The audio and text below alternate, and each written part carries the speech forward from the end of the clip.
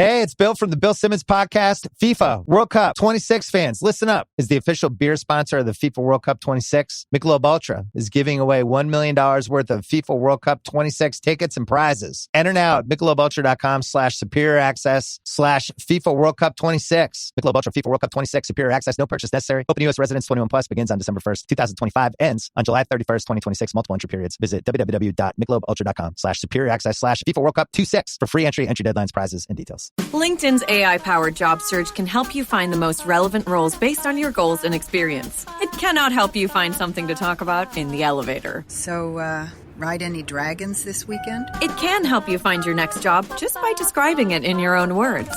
It cannot stop your coworker from describing their dreams. So I was flying, right? And while we can't help you advance in the office foosball tournament, LinkedIn can help you advance in your career. LinkedIn is the network that works for you.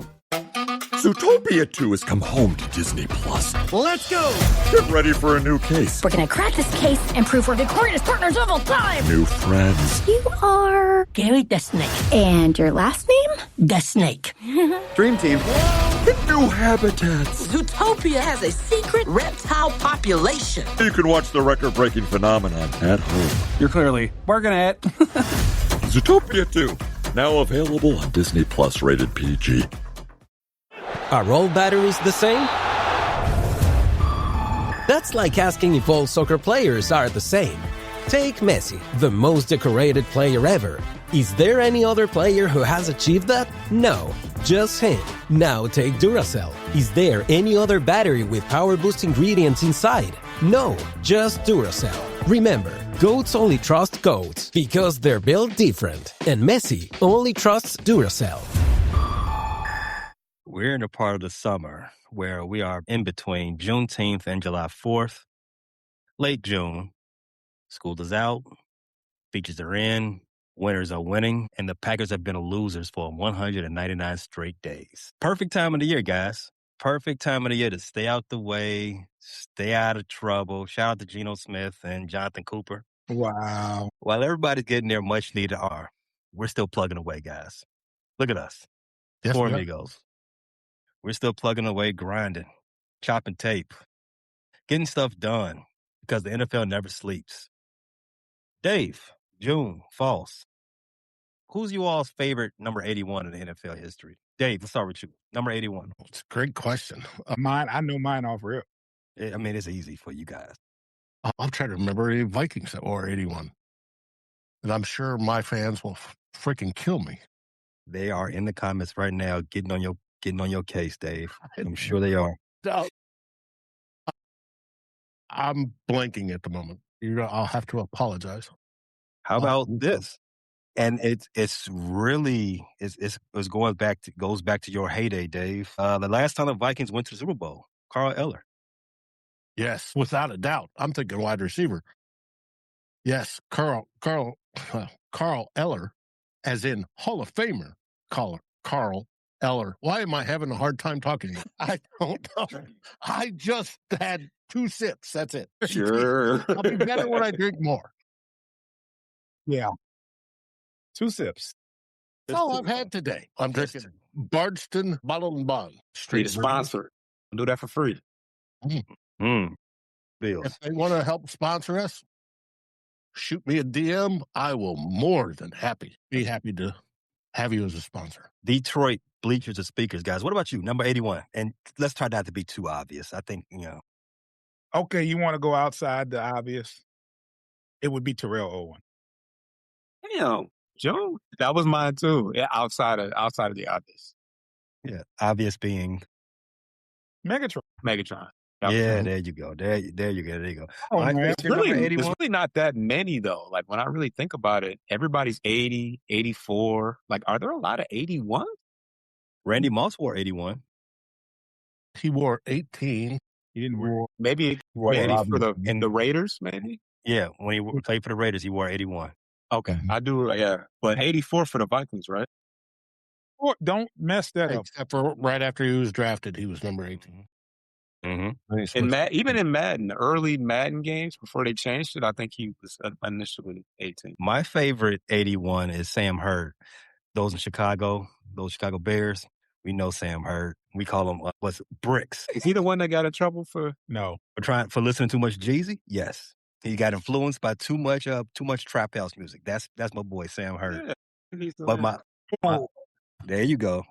Trying to trap up the whole all up and down 94. We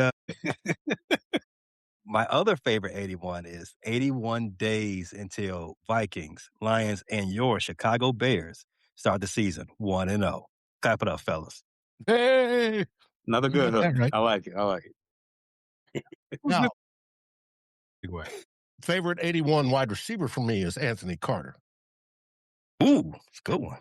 Michigan, right? Anthony Carter was awesome. And I still remember vividly us beating San Francisco in Candlestick Park, and he just tore them up in the playoffs. It was awesome. Yeah, he's awesome. Candlestick Park. That is a clout throwback. Candlestick Park. Yeah, that's 2 stadiums ago. The Giants. Well, as we say, 81 days until the season starts for our division. Let's go 1-0. Just us. Just our 3 teams. Yeah, the losing streak for the Packers will continue. But right now, let's go ahead and recap the news of the week. The NFL canceled its supplemental draft. More on that later. Kyle Pitts got a much undeserved contract extension. Undeserved. Okay. Jeffrey Simmons, he became a very well-paid defensive tackle. But let's start right here. Training camps are still a month away, but right now, what we do have, we finally got our dates. We finally got our joints. Who's going to be dancing with us while we're taking out some aggression across the lines? So why are we going to keep with the school thing and the return to work? Let's talk about what our dates are, who's our joint practices with, and maybe 1 to 2 storylines that we want to keep an eye on as we are getting ready for camp, and that we're going to definitely going to be a major talking point while in camp. Let's start with the Lions. Bleach the speakers. What if you don't have any joint practices? Right. That is a good one. Why do you all hate joint practices so much up there in Detroit? It's not that we don't. It's not. Hey, I don't know. I just thought that was one of the things that was going to happen. There's a different approach this offseason going into football camp that a coach is definitely, Dan Campbell is saying we're going to do things a little bit different. So not having a joint practice is one of them. So. And your first 2 games, whether you do it at Cincinnati or with the Commanders at your place, they're both valid teams to practice against, I would think. Yeah. They just said we're going to do something different. You will, and you'll even see starters in the preseason games, which hasn't happened. It's a different approach this offseason. Yeah, I mean, Dan Campbell's he acknowledged that that they can be beneficial. He said the last 2 ones were good, but he just feels that we can get a lot more accomplished this time around on our own. So, hey, I mean, are the Commanders really a valid team? Wow. So, but No, we were the only channel that be bashing Jaden Daniels. I know. Maybe get in there, boss. Get in there.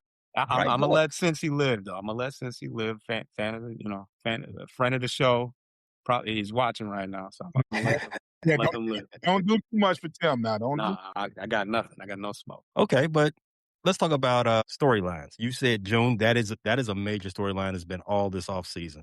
Dan Campbell and the vets on that squad, they want to get down to business, want to get back to Lion football. I guess that's a coin of phrase that they've now talking about right there. But what are some other things that we definitely need to pay attention to? Injuries. Somebody needs to show up healthy. Oh, yeah. That's always on the radar.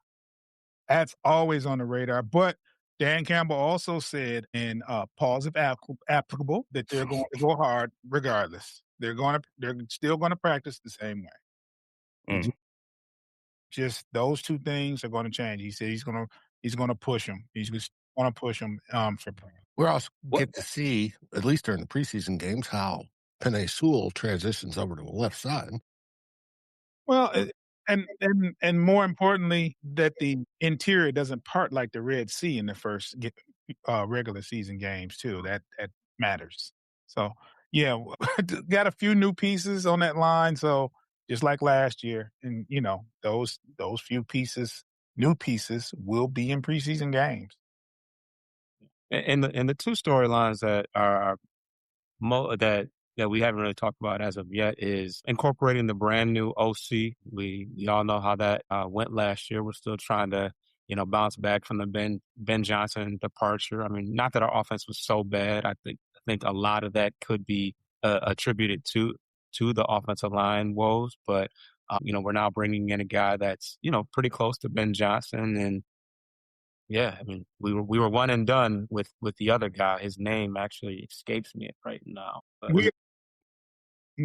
We all tried to forget that name. Okay.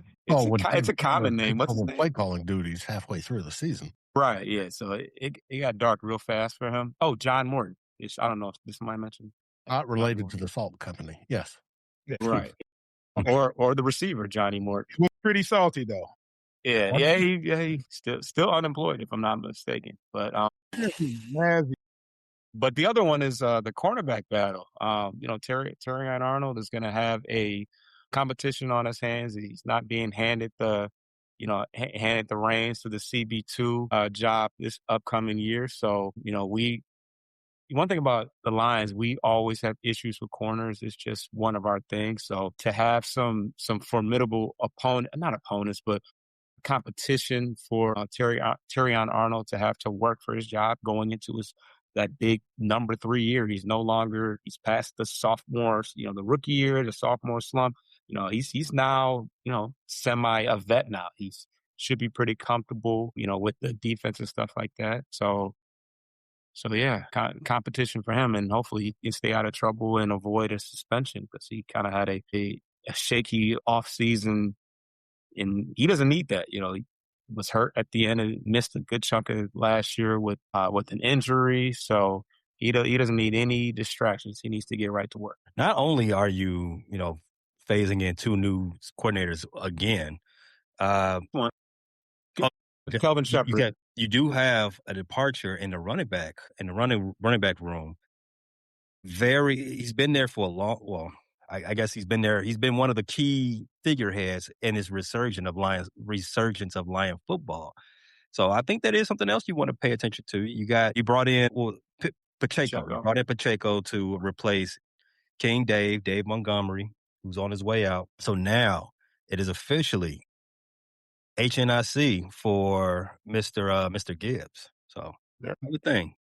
Yeah, I mean, I think that there was always a lot of pressure on the OC to balance things out, and I think that although we did love David Montgomery and liked what he brought to the table, it kind of got in the way of Jahmyr Gibbs really emerging and being the full-time guy. Of course, it kept him fresher, but at the same time, it was kind of weird to see one of the best running backs in the game, spending a full series on the sideline, even to the point to where they were like, okay, we need to find a way to just throw him in the slot or something, because him just being on the field is going to make things more difficult for the defense. So now it is, solely on him not solely on him, but I think that the pressures of trying to, even things out are out the way now. He's still, working on his extension as well. So this is an important year for him to, show his worth. Over under 9.5 games for Isaiah Pacheco this year. Man, I'm gonna go over. I can't prey on injury. Obviously, I'm not preying on it regardless, but I don't want to lean into his injury proneness. We have enough. When he's healthy, I like Pacheco. I'm a fan because just the way violence, how violently he runs, but there's a shelf life on that. And Kansas City, they may have got out that jam, or they may have got rid of somebody a little bit too early. We shall see as far as Pacheco and that running game is concerned. But I do agree. Jahmyr Gibbs, dog. Dave, same question for you, man. So we all know quarterback competition that you all got going on up there in Minnesota. Mm-hmm. That's probably the number one thing that's on everybody's mind. But tell us, when are your training camp dates? Who are you joint practicing with? And something other than the quarterback competition that you're focused in on. Well, rookies report on the 26th. Rookies, quarterbacks, walking wounded, etc. And then the vets report on the 28th, which seems to be about a common date across the board, where we open to the public on, I think it's the August 1st. Our joint practice, we do have one, is the August 19th and 20th with the Baltimore Ravens. That coincides with week 2's the preseason game. Our first preseason game is against the New York Giants, which should be interesting. And then we have Baltimore, and we end up at Denver. Now, for our storylines, besides the we would have won versus J.J. McCarthy, we've got some interesting ones. We have today, Nolan Teasley, our new GM, is remaking the front office. He has been since he's got there. And it's been a whole bunch of changes. Today we learn Ryan Grigson is no longer with the team, to the shouts and applause of many Vikings fans. That is a good thing. He is seeking other employment elsewhere. I wish him luck. But that was one of the questions. He was demoted from assistant GM. He's going to be put in a different position, and now he's walked, from what I gather.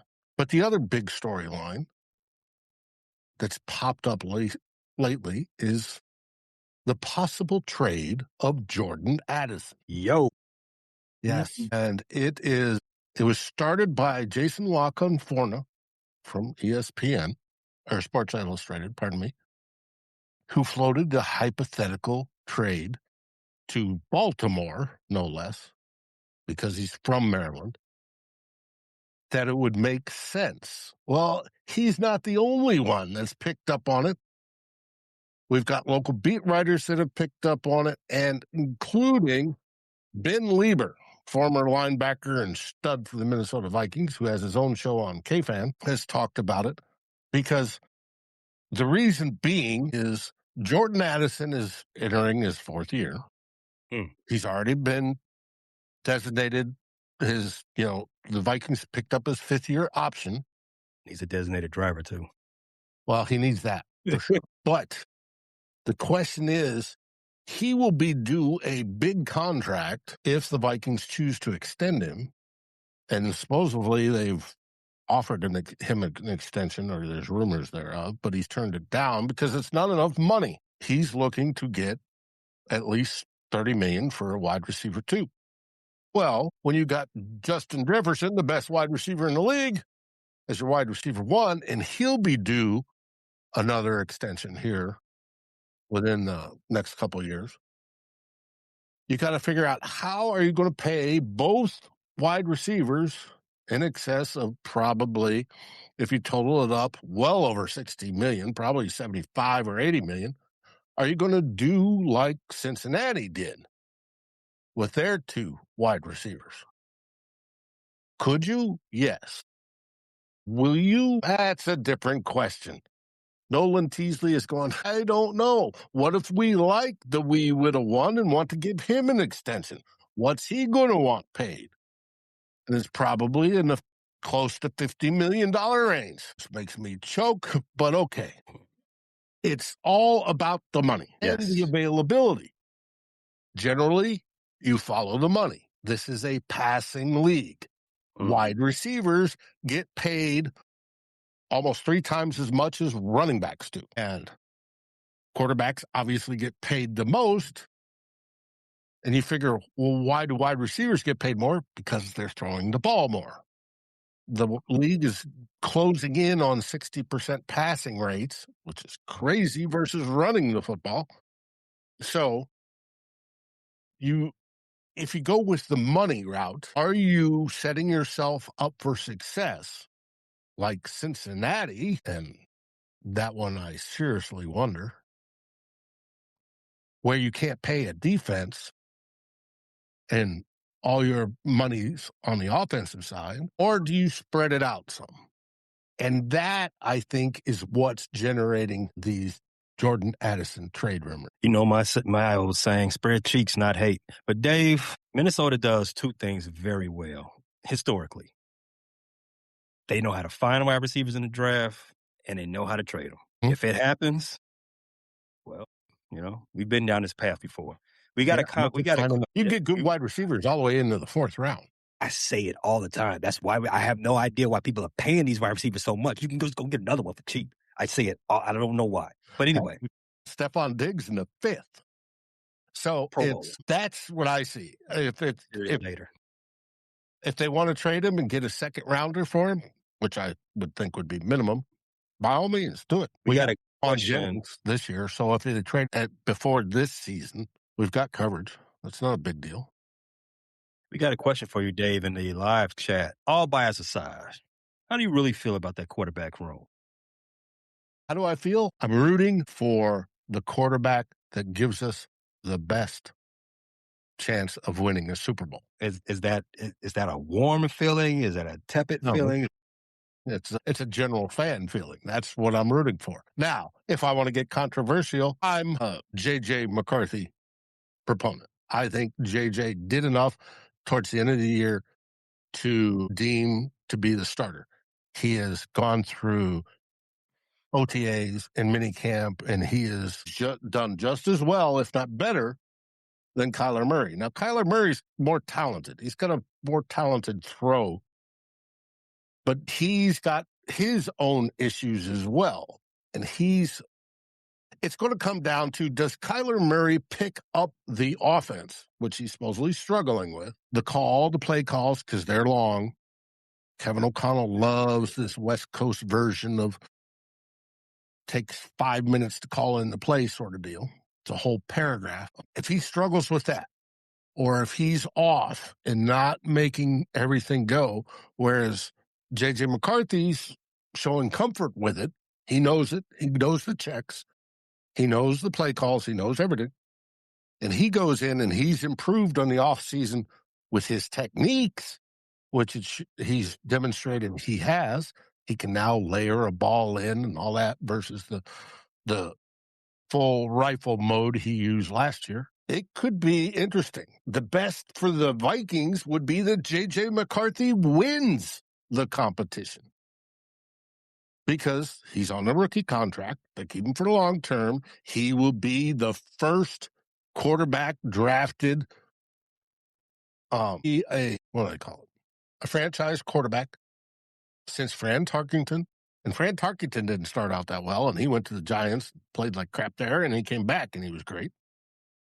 Or Fran Tarkenton didn't win his first start, though. And Dante was working out until his knee blew up. And we haven't had one. We were hoping on Teddy, but Teddy's knee imploded. He was done. There's a miracle that he can walk.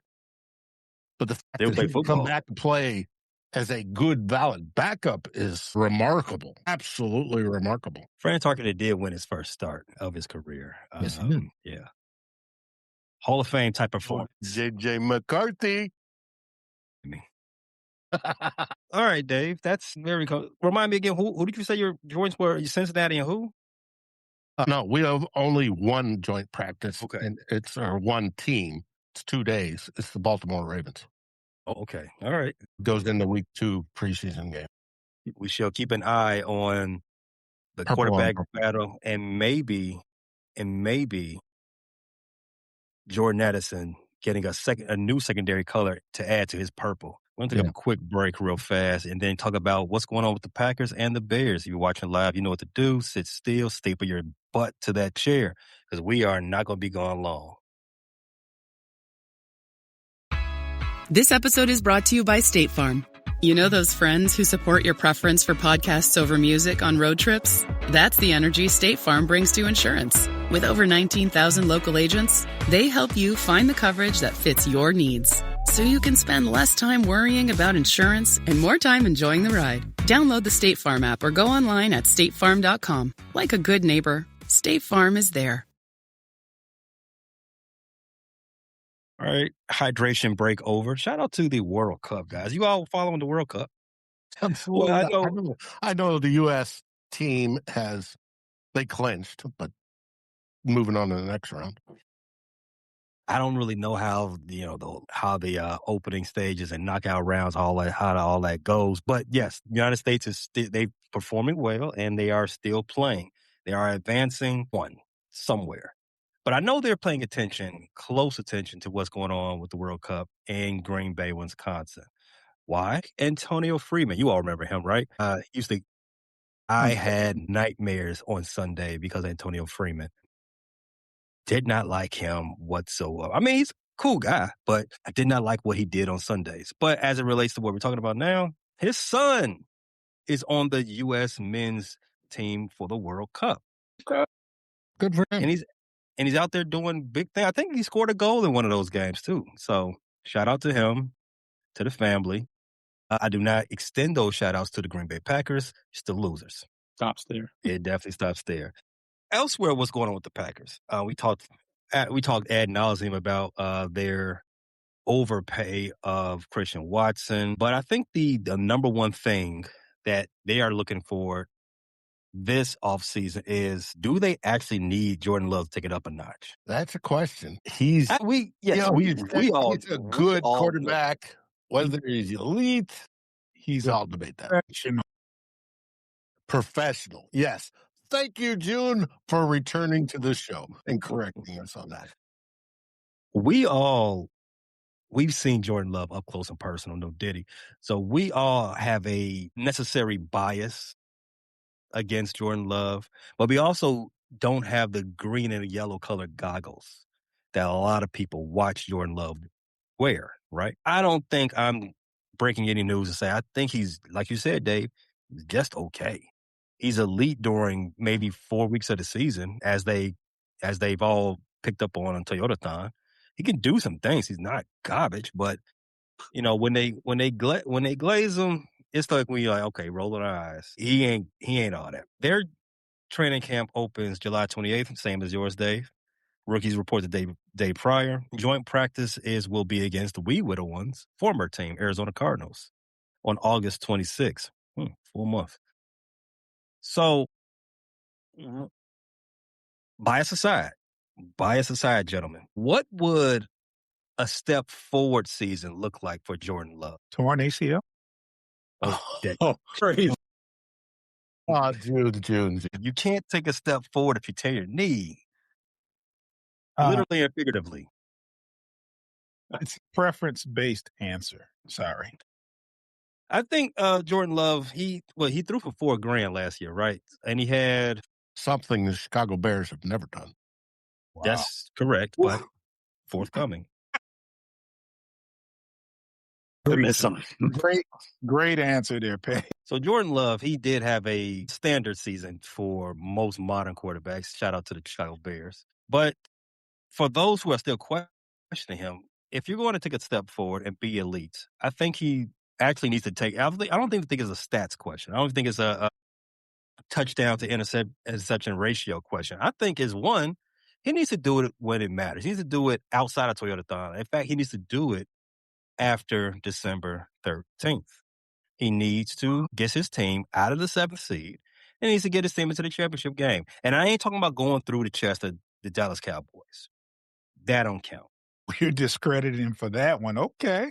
I see where you're headed. It doesn't count if Jordan Love and the Packers, if they're actually concerned about hearing all the noise coming out from their ops about Jordan Love and, maybe he ain't what we think he is, then guess what? You got to show up and prove it when the great ones prove it. And during winning time. No disrespect to the Lakers. You all disagree? Not at all. I agree. What did they lose last year towards the end? Oh, they lost they lost 5 consecutive games in a row, which has led us to their 199-day streak of L's. Yeah, I think timing plays a big part of what he does. I mean, you can look at the numbers and say he did great, but what matters most is when you do it. So if he had less numbers with a couple playoff wins and a couple clutch performances in playoffs, you look at him totally different from the actual season that he had. Timing is everything. I actually gassed him up a little bit. He did not have 4,000 yards last year. He had 15 games played, 33 33,000 Ooh. 3,300. I'm sorry, 3,300 passing yards. The last 2 seasons, 3,300 yards passing. What did he have? Rushers on his team? She. Josh Jacobs, are you calling him 1,000? I'm just asking with a low passing number. Hey, I'm not used to that.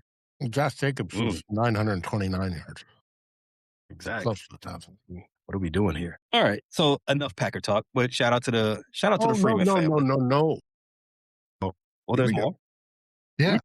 What does Jordan Love need to win? The lottery and retire.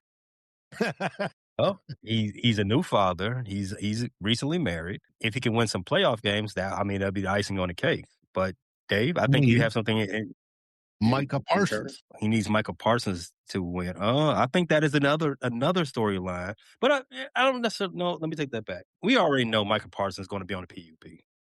So it's not a storyline for camp. Except for Micah's brother, Terrence, has a podcast.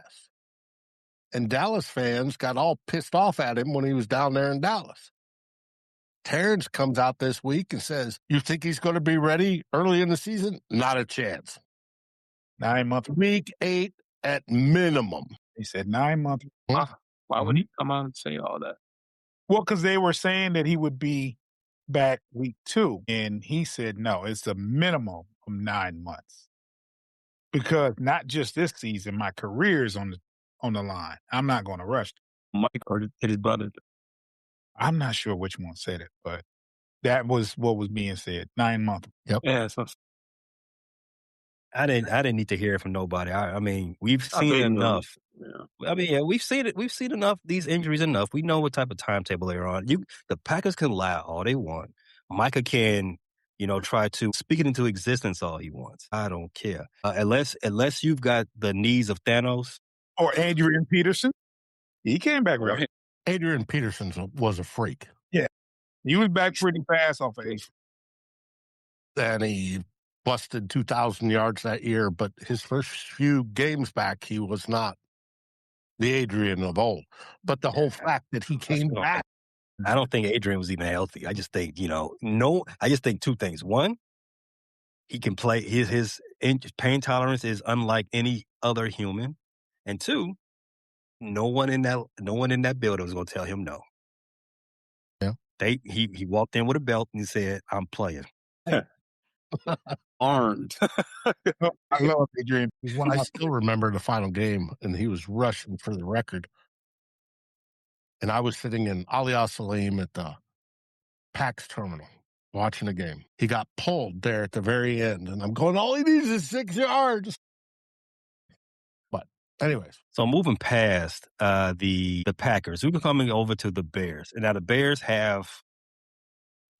they're open their training camp for the rookies in particular on July 25th, earlier than anybody else in this division. Vets report the 28th, same as everybody else. So there's no upper hand being had there. We all know how this is going to get down. The vets they're getting their R&R for real right now because they already, Ben Johnson, shout out to the Detroit Lions. Ben Johnson's already told them, just like last year, this is going to be tough on you. So you better come prepared. Joint practice will be Cincinnati Bengals once again and the Tennessee Titans once again. Both of those practices will be held on August 20th and the 27th, respectively. Can't wait.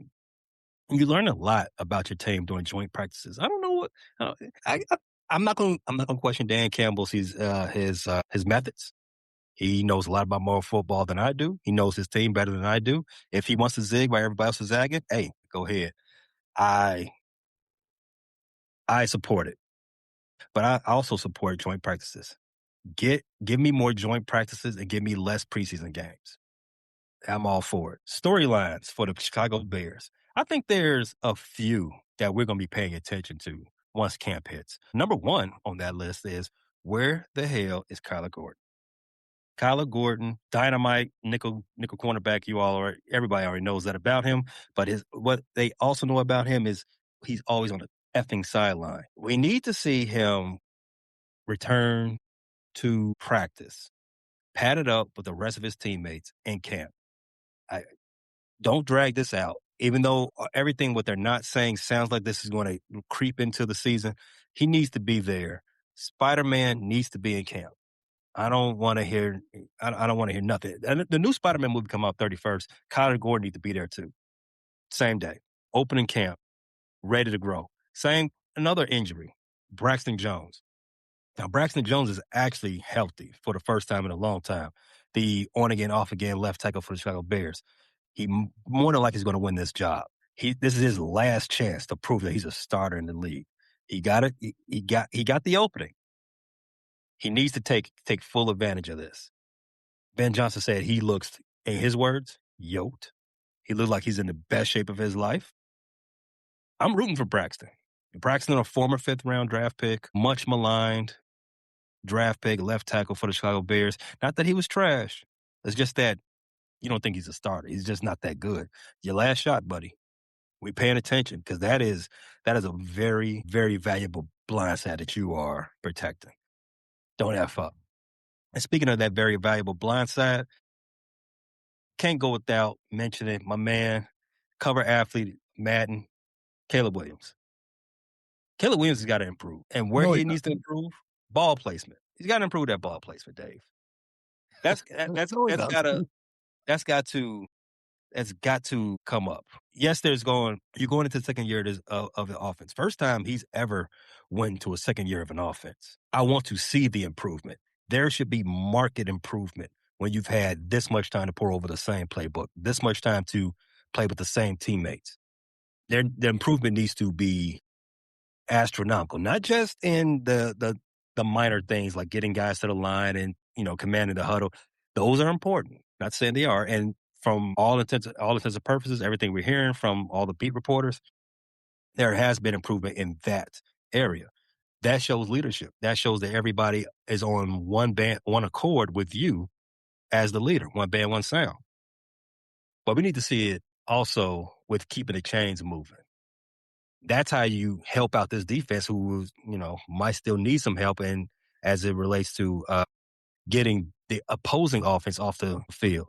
If you can go ahead and out there and keep the pressure on, keep the offense on the field, keep putting numbers up on the board, the other offense has to scale back their playbook to try to keep up. Makes it easier for the defense to pin their ears back. Not just saying. We wasn't able to draft any defensive pass rushers. We wasn't able to get any in free agency. We got to do it. We got to do it how we going to do it. Coverage, sack it all out. No Diddy. Dave, I know you got You forgot the one question I ask every week.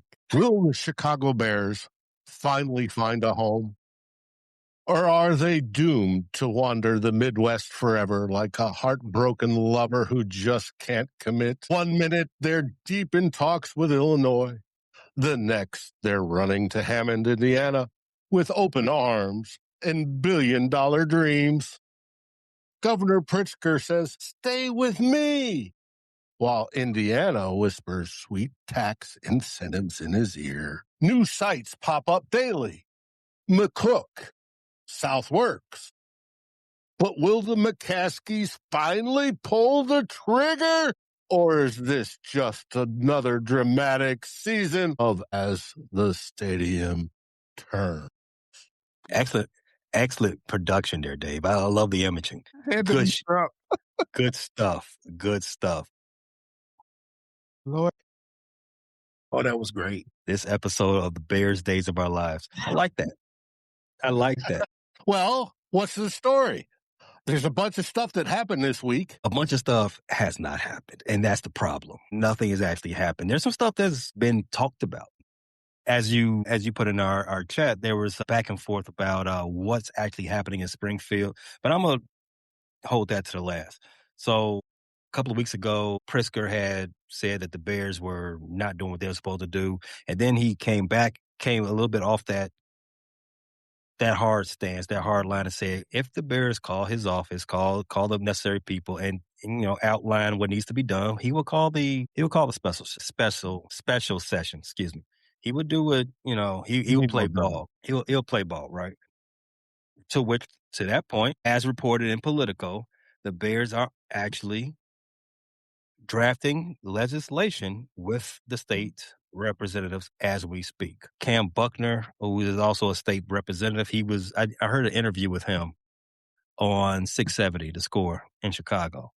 He was saying that's typical. He cited the Chicago Cubs when they were doing their Wrigley Field renovation. They came to the state reps with their planned, outlined, specific stuff that they wanted, such as property tax certainty and all this other stuff. They brought it directly to the lawmaker's desk. They worked on some things, and they got it done. Wrigley just opened up a new what was it, gate? New gate, more money coming up for them. They just steady building stuff over there and taking more of our dollars out of pocket. Like, if you keep giving some wins, I would like that. I'll pay more if you give me some more wins. But in any case, so coming past that, you remember the Bears said we are trying to have a finalized deal, a full plan forward, an agreement. Late spring, early summer was a timeline. We are really into the early summer part. Summer just started a handful of days ago. We're in that mode.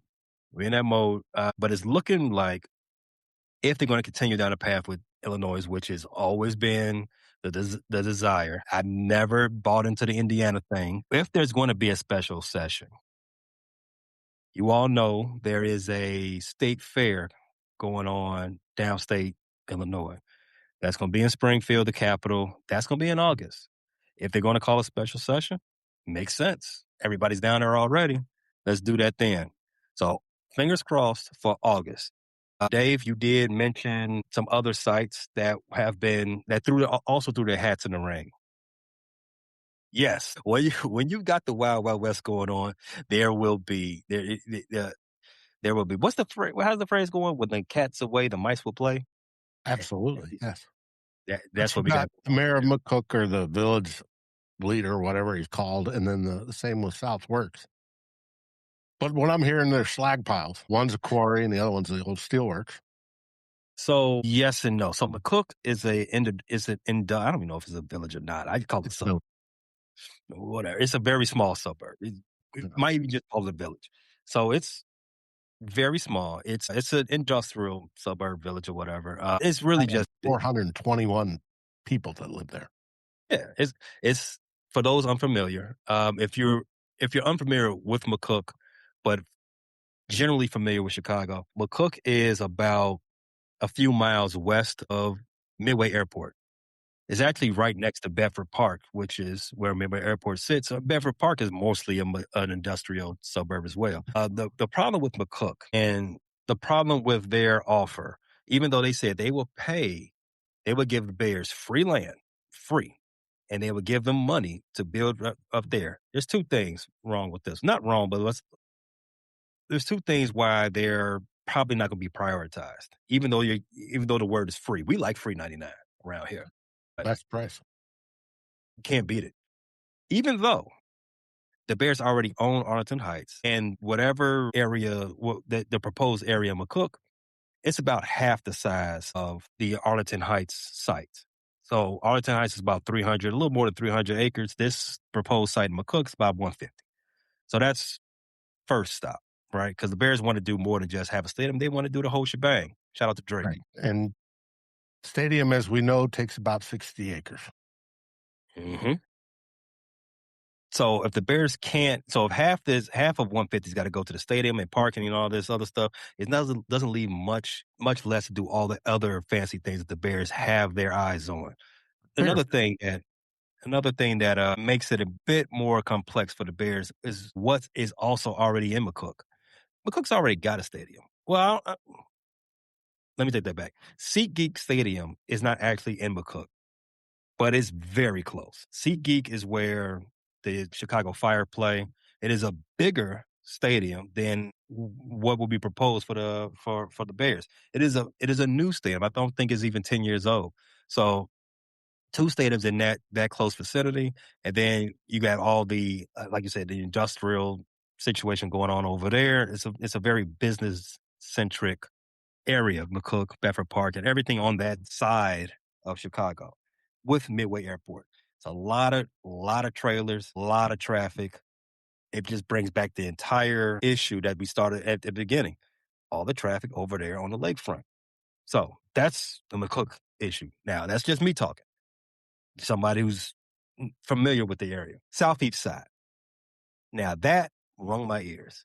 We did talk about this a little bit last week, Dave. Mm-hmm. Now, if the Bears are going to do anything, this one is my favorite. If you put that over there, Southworks Quantum District, for those on the know, but familiar with it, a little bit familiar with Chicago, this is in South Shore. It's still Lakeshore property, just on the further south side. It's not that far from downtown Lakefront. You can still do a lot of things because you can just take Lakeshore all the way through. And I'm always going to cape up for the South Side. I'm always going to cape up for South Side development. And with the Obama Center just now opening a week ago, you can what the Curtis Tarver, the representative who proposed this, you can link all this stuff together. You can link in the Quantum District. You can link in the Obama site. You can link all that, which is already linked up to the Museum of Science and Industry. You can make this a whole thing. You can revitalize the whole part of Chicago with just one stroke of a pen. I'm a like that. Probably a long shot, but this actually has more space than what the Arlington Heights site has. So it's worth it. It's worth an idea. From what I understand, Kevin Warren, when he asked directly about this, didn't shoot it down. So it's out there. And as always, Hammond and Arlington Heights are still sitting there twiddling their thumbs. What's going to happen? We shall see. But that's going on with the Bears. The Bears Stadium saga continues. Tune in. You know you can't look away. Jim will try. All right. So last thing, we got a few minutes left. Last big thing in the NFL, the Brandon Soresby saga did come to a somewhat of a conclusion, at least for 2026. Dave, June, False. The NFL did cancel their supplemental draft. What you all thoughts on that? Was Soresby given a raw deal? I mean, he would have been in a regular draft if he wasn't. Perhaps. He can still be drafted next year, right? Yes. Yeah. Just got to wait. So he's got to wait. They can't play this year, which lowers his draft stock. Mm-hmm. He dumped his own hand on that one. Turn a phrase there for a gambler. His lawyer did not inquire what all it needed to take to get into the supplemental draft. That's obvious. Because the NFL came out and they filleted him. They roasted him in the denial letter. There will be no supplemental draft. And they didn't name him in particular, but he was the only one that petitioned for it. But he did not do everything that the NFL had wanted. And there are cardinal rules, both in the NCAA and the NFL, that you cannot violate. Now, in the NFL, you might say, well, yeah, but they're buddied and paired up with gambling. But it's gambling on your own team and other teams and such is a no-go. You cannot do that. And he obviously did. And we talked about last week. Well, he went to Gamblers Anonymous or whatever rehab he went to. But that was after the fact. You know, it was, I got caught. Oh, I got a problem. I need to go. Reactionary. Yes. Not proactive, but reactive. You got it, Foster. So, was it wrong for the NFL to do what they did? They've got the right to do that. Now, will there be lawsuits is the next question. Will they sue the NFL? Will they sue the Players Association for not standing up for him? Because technically, the NFL Players Association covers everybody that has said they want to play in the NFL. And I'm not talking just play. They have a realistic chance of doing it, i.e. college players that declare, I'm going to go to the draft. It's all part of the CBA. Did the NFL violate the CBA in that respect? We'll find out probably in court. Or does the NFL as its own entity have the right to say, no, he can wait till next year and come in the draft? Which I'm sure the court will probably rule that way. They're going to compound his problems going after the NFL. Yeah, you're not even in it. It's not like you're Brian Flores and you have been in it and you've been to the top and then you sued the NFL. Now, this is a kid wanting to get into it. and it's probably not going to work. What we've seen out of Brandon Soresby, we know two things. One, he's a liar. Two is that he's very litigious.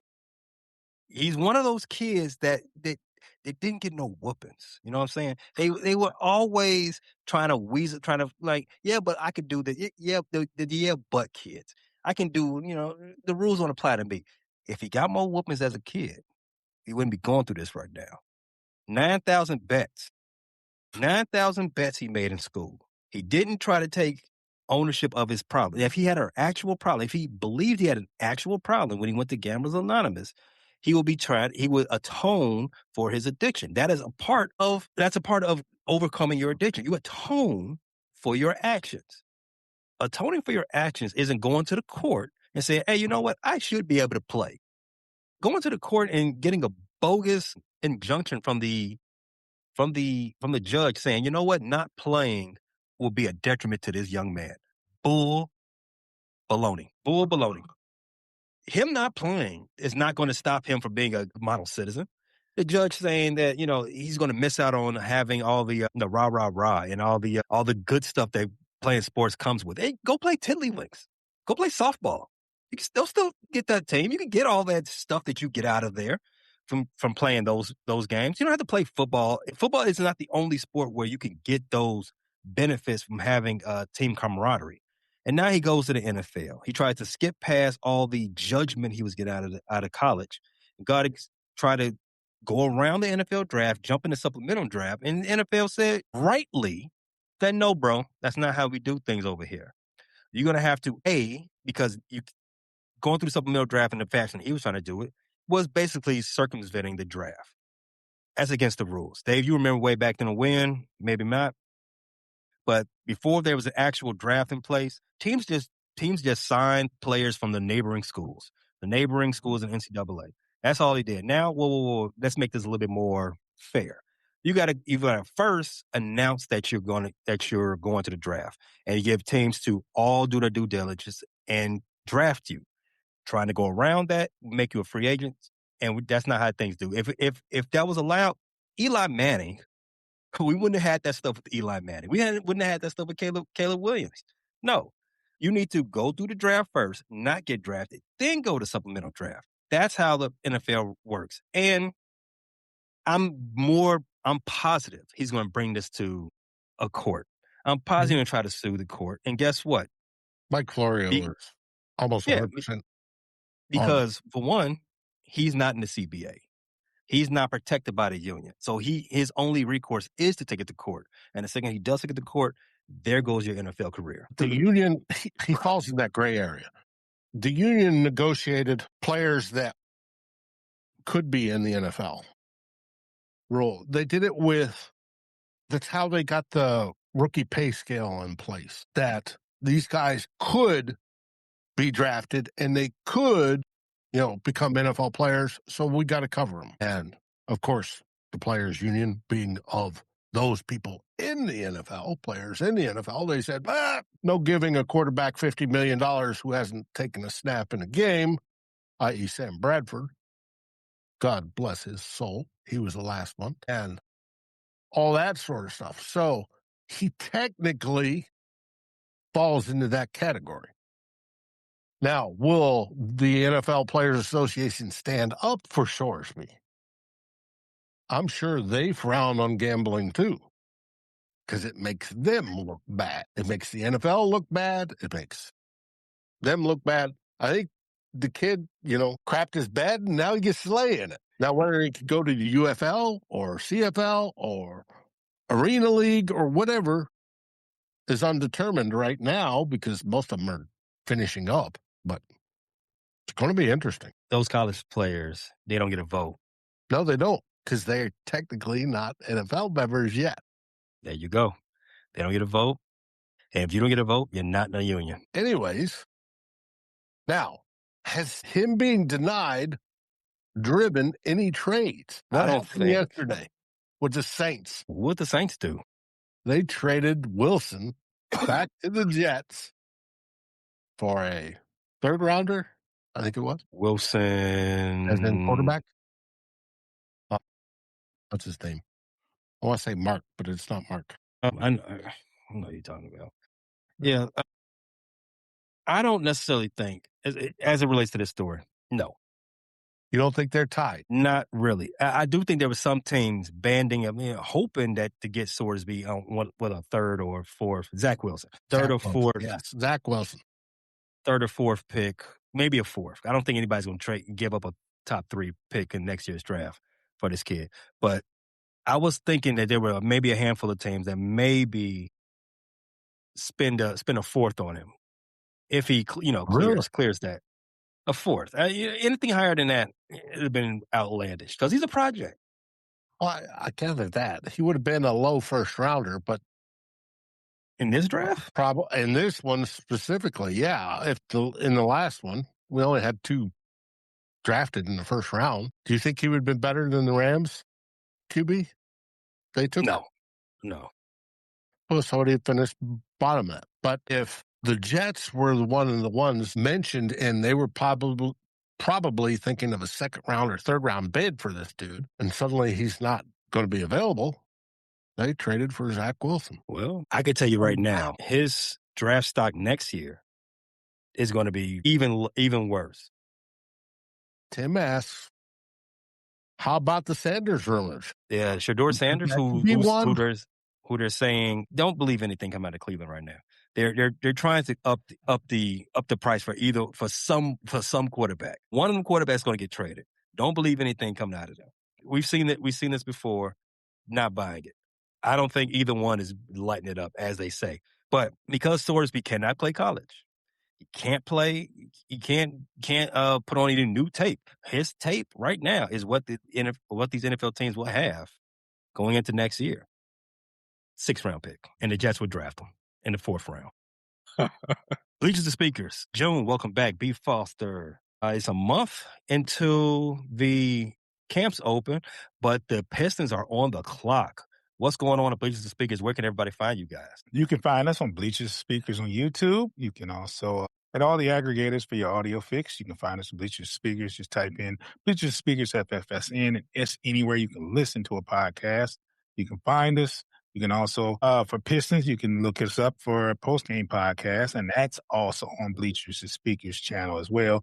You can also go to Corner to Copa on YouTube, and that's where Foster and Coach does their Tigers coverage. It's also an imposter going by the moniker Bleachers to Speakers, and he wears Packer apparel.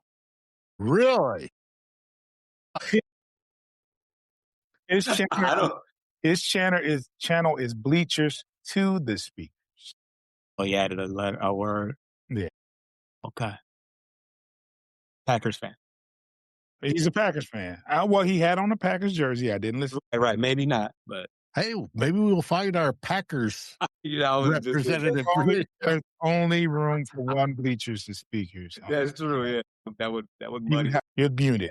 You're muted. That's a fine. If you wear green and yellow or wear Packer apparel to begin with, you're a fan. Does it, right? Yeah. It was the all green joint too. It wasn't the white one. Yeah. It's not something you just like, oh, this looks cool. No, it doesn't. The cheese even looks better. Exactly. Dave, Vikings First and School.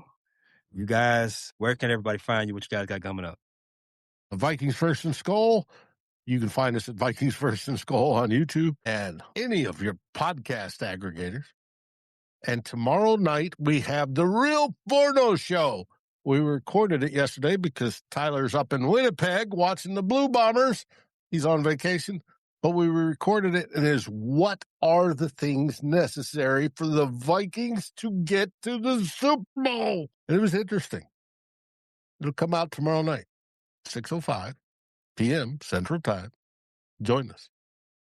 And then, of course, we'll have Tua Bloggers on Sunday reviewing all the news of the week. First Rate Chicago, stay tuned because we are going live to discuss the NBA draft. We discussed the Bulls' first 2 draft picks yesterday. Check that video out here. But also tonight, with our Central Division fan buddies, we will be discussing the entire draft. Also breaking down the Giannis trade, so you definitely don't want to miss out on that.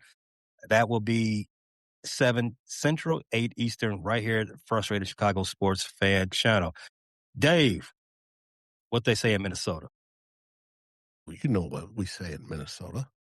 We say, Skull Vikings! And if I turn the volume up. June, for Detroit, what they got?